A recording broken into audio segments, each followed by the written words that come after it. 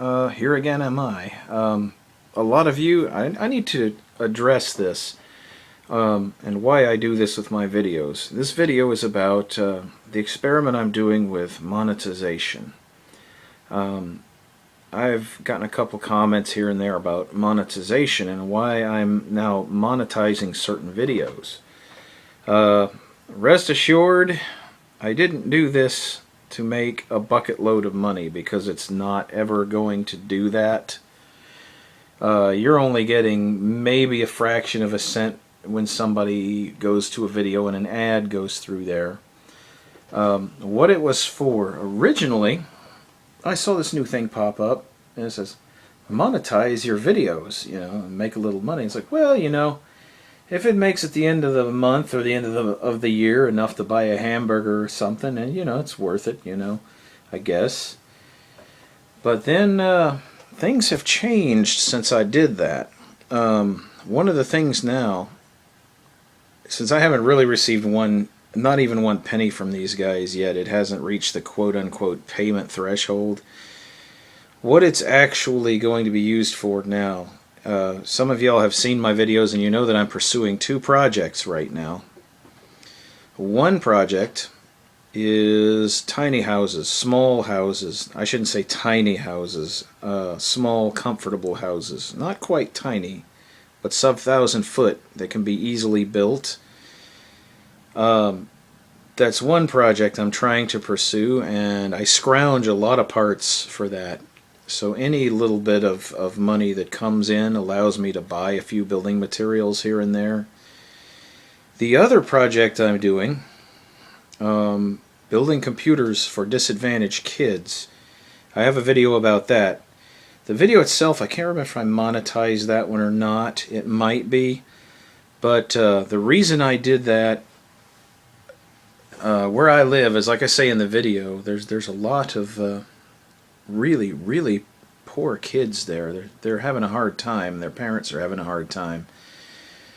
So I was going to start building one a month. So really what the monetization is going to is not really for personal use. I've started monetizing videos now for the purpose of collecting those few cents here and there and around about. And when I get enough and I get a check off to Goodwill Computer Works or some other place, I will go and I'll get the parts I need to finish the project, to finish a particular computer. So like I said, I have yet to see one penny from all this, so really it's neither here nor there, but I know at some point in the future it might amount to enough to do that.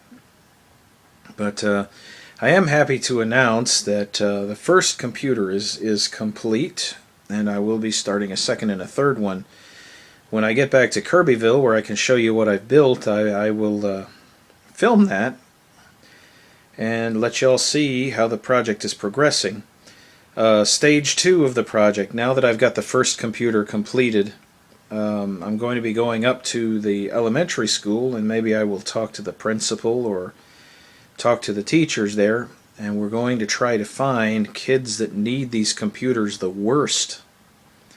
That need them the worst, and I'm going to try and put a computer, at least one a month, like I said, at least one a month in the hands of these children so they can do internet research or they can do homework on them. They're not Alienware computers by any stretch of the imagination, but they're fast enough that they can surf the internet and they can do some basic stuff, basic games. You're not going to be playing Crisis on these things or something like that. But that's all they're for. They are to do work. They are to do work, and the parents can use them to handle business-related tasks. And they're old enough that no pawnbroker anywhere will give them really anything, much of anything for them. So there's no incentive for them to just ship them off to the pawn shop the minute they get them. They will have a place in a home. They're functional, and they'll do that job. They'll do the home job. I think countless thousands of machines are being thrown away and wasted when they could be repurposed and they could be put to a more noble function. They could help those of us who don't have a leg up. They can help the people who are disadvantaged. And it's a shame when I see those people overseas melting them down in a slag heap to get the gold out of them. There's so little in there, and those people are poisoning themselves to do that. When those machines could have been serving such a higher purpose, they were still functional and they still had reasonable speed and reasonable capability. Where is it written that everybody has to have an Alienware PC? I know people that would just give their left arm to have a computer to do basic work on. So that's what we're trying to do, and that's where your monetization, right at this minute, those two projects, building small affordable homes for people to actually have a peace of mind, and have something they can live in that they can be proud of, getting the materials for that, and more immediately right now, because computer hardware is much easier to come by even out in Timbuktu,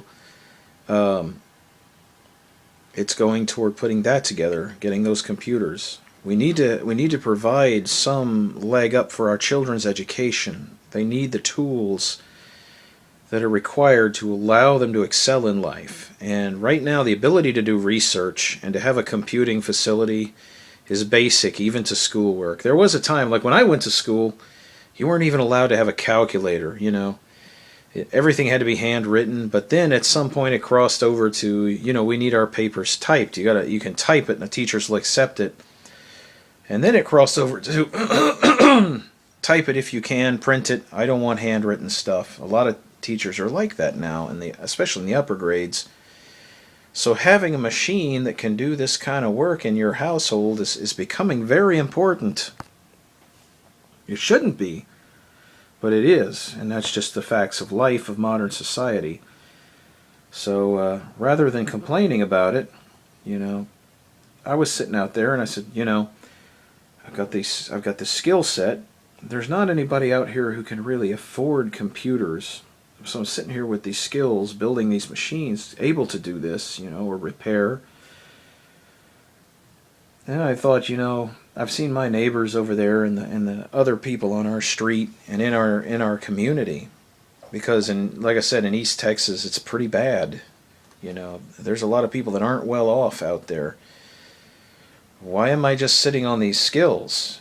I can't put them to work for profit, but I can put them to work to help somebody, and so that's what I'm doing. So I appeal to anybody, please bear with the monetization. It has an end purpose. It's there for a reason.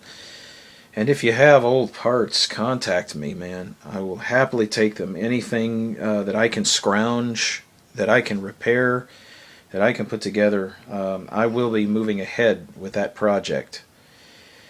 And my time is up. I have a guest who's arriving, and I must go now. So all of you have a good day.